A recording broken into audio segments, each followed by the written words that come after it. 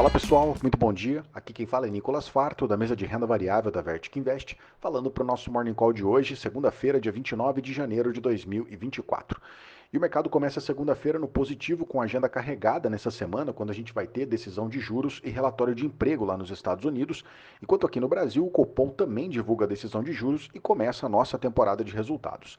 Lá na Ásia, hoje a maior parte das bolsas fecharam no positivo, ainda refletindo o anúncio de mais estímulos pelo governo chinês, apesar da notícia de que a construtora chinesa Evergrande teve a liquidação judicial determinada pelo Tribunal de Hong Kong.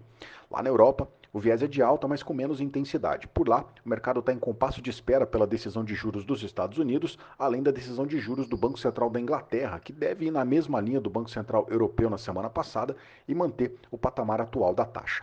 Lá nos Estados Unidos, a semana passada fechou em alta, com dados do PIB e inflação, além da temporada de resultados no radar dos investidores. O Dow Jones acumulou uma alta de 0,5%, o S&P subiu 0,77% e o Nasdaq fechou a semana com alta de 0,10%. Na temporada de resultados, até agora 25% das empresas do S&P reportaram seus balanços, com destaque para o setor financeiro, que tem 88% das empresas superando as expectativas de lucros. Destaque positivo para a Netflix, que reportou um balanço acima do esperado na semana passada e teve alta nas ações de mais de 10%. Já a Tesla fechou com queda na semana, depois que publicou um balanço abaixo do esperado, com revisão negativa para projeções de vendas nesse ano.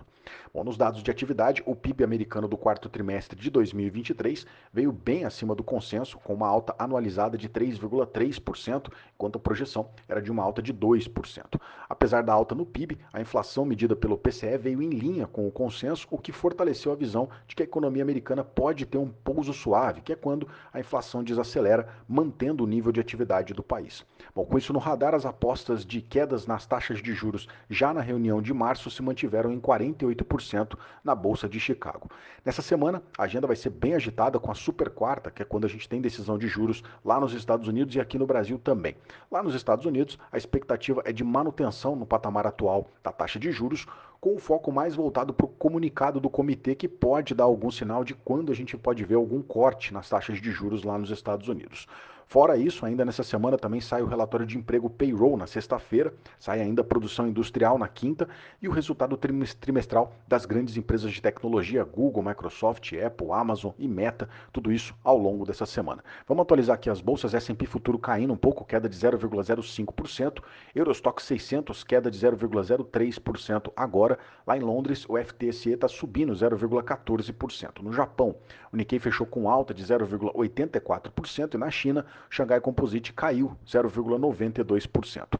Bom, o índice dólar, o DXY, está subindo 0,14%, enquanto os juros de 10 anos do mercado americano caindo 1,5%, cotado a 4,10% no anualizado. O petróleo está caindo agora pela manhã, petróleo Brent caindo 0,45%, cotado a 82 dólares e 60 centavos o barril. O petróleo agora opera em queda, mas operou em alta na maior parte da sessão dessa madrugada, repercutindo a notícia de um ataque feito por um grupo financiado pelo Irã, que atingiu alguns militares americanos lá na Jordânia.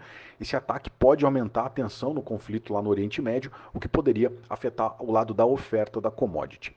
O minério de ferro fechou com alta nessa madrugada lá na China. Hoje lá em Dalian o minério subiu 1,06 e fechou cotado aos 139 dólares e 27 centavos a tonelada. Por aqui no Brasil, o Ibovespa finalmente fechou com uma semana positiva nesse ano. Semana passada o nosso índice acumulou uma alta de 1,04 e fechou aos 128.967 pontos. O dólar caiu 0,4% e terminou a semana aos R$ 4,91. Por aqui, o IPCA 15 de janeiro veio abaixo do esperado, veio com uma alta mensal de 0,31, enquanto o mercado projetava alta de 0,47. Do lado político, o governo anunciou o novo plano, o Nova Indústria Brasil, que prevê investimentos de até 300 bilhões de reais na indústria nacional via BNDES nos próximos anos. A visão de alguns analistas é de que o plano pode conter alguns erros do passado, o que poderia prejudicar o lado fiscal. Nas ações, o destaque para a Vale ficou aí no radar de todo mundo com a pressão do governo que tentou emplacar o ex-ministro do governo Dilma, o Guido Mantega, como presidente da companhia. Fora isso, durante a semana também saiu a decisão da Justiça Federal que condenou a Vale a pagar multas pelo rompimento da barragem de Mariana.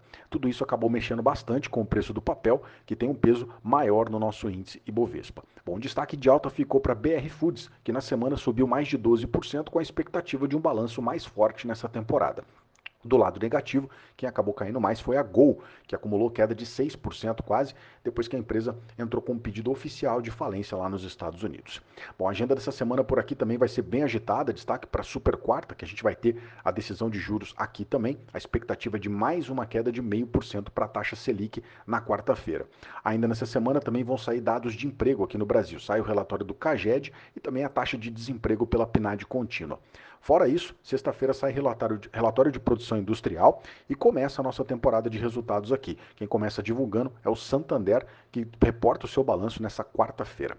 Bem, esses são os destaques que eu separei para a gente hoje. Eu agradeço a sua companhia, te desejo um excelente dia e um grande abraço, valeu, até amanhã.